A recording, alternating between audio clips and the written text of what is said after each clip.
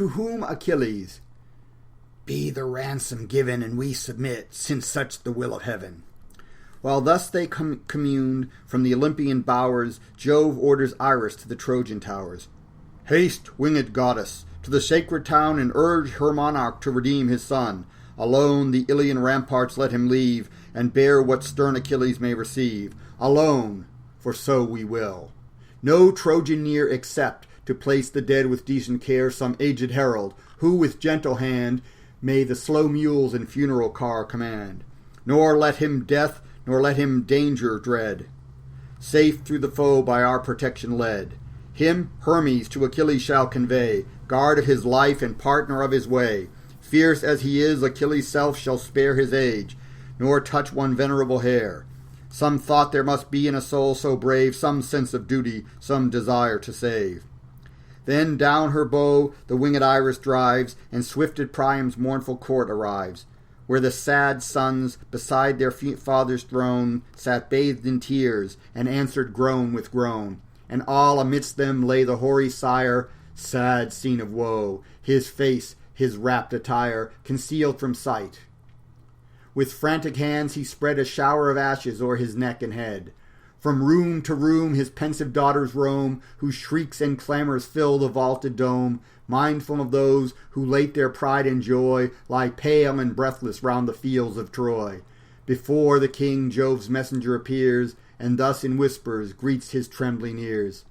Fear not, O father, no ill news I bear. From Jove I come, Jove makes thee still his care. For Hector's sake these walls he bids thee leave, and bear what stern Achilles may receive, alone, for so he wills. No Trojan near, except to place the dead with decent care, some aged herald, who with gentle hand may the slow mules and funeral car command.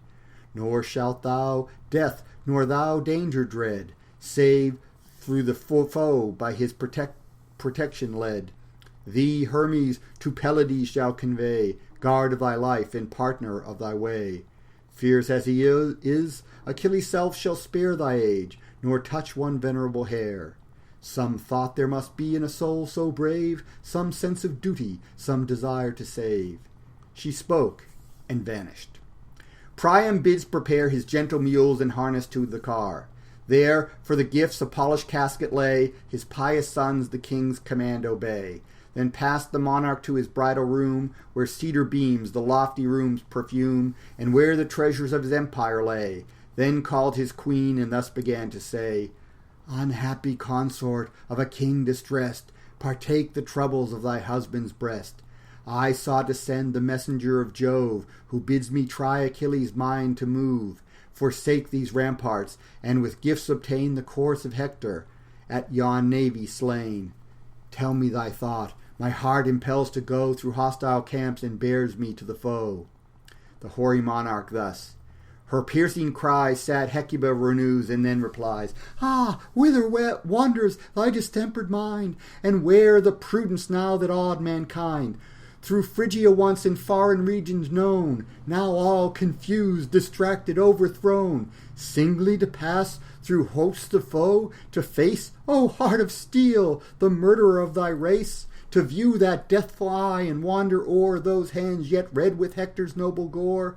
Alas, my lord, he knows not how to spare, and what his mercy thy slain sons declare. So brave, so many fallen, to claim his rage vain were thy dignity, and vain thy age.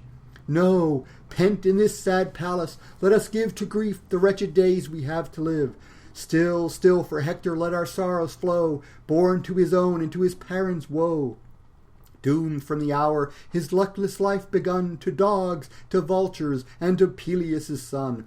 Oh, in his dearest blood might I allay my rage, and these barbarities repay. For could Hector merit thus, whose breath expired not meanly in unactive death?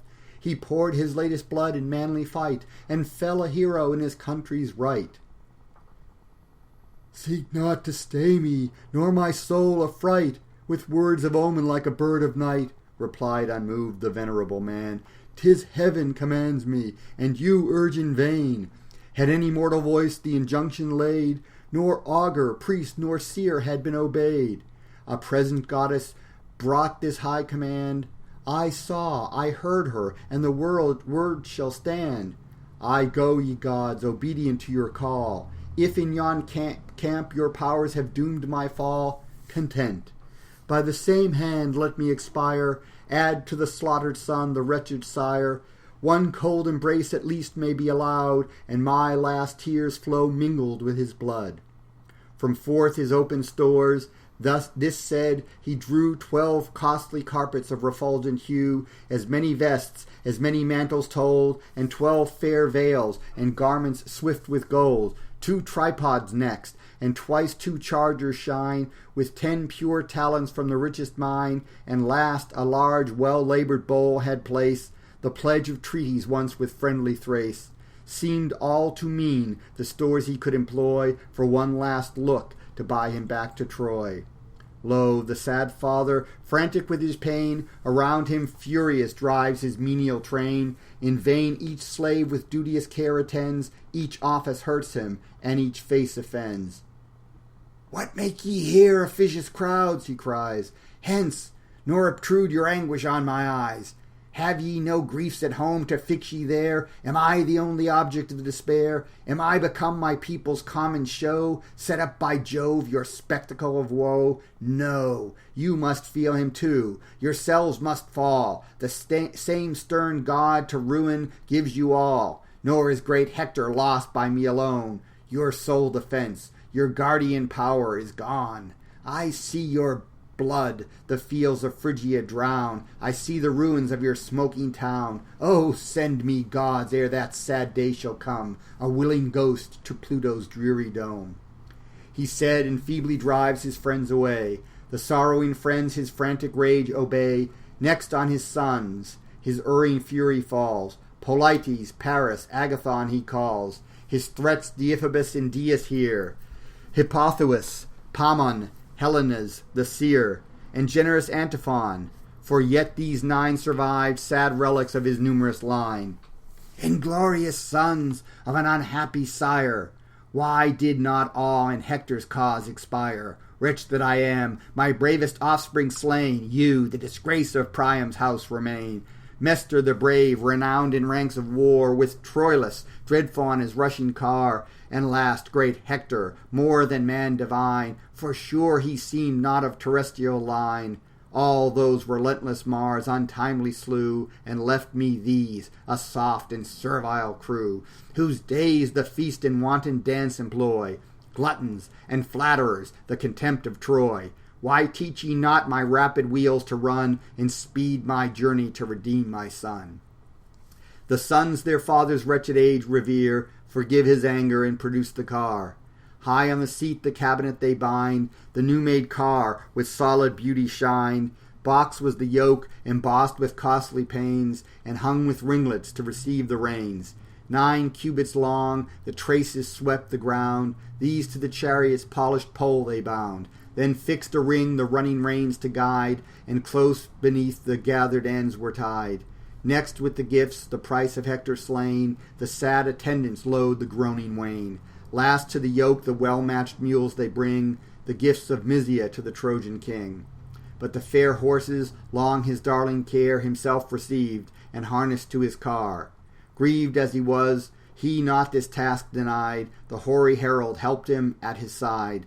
While careful these the gentle coursers joined, sad Hecuba approached with anxious mind, a golden bowl that foamed with fragrant wine, libation destined to the power divine, held in her right, before the steed she stands, and thus consigns it to the monarch's hands. Take this, and pour to Jove, that safe from harms his grace restore thee to our roof and arms. Since victor of thy fears, and slighting mine, heaven o'er thy soul inspires this bold design. Pray to that God, who high on Ida's brow surveys thy desolated realms below, his winged messenger to send from high, and lead thy way with heavenly augury. Let the strong sovereign of the plumy race tower on the right of yon ethereal space. That sign beheld, and strengthened from above, boldly pursue the journey marked by Jove.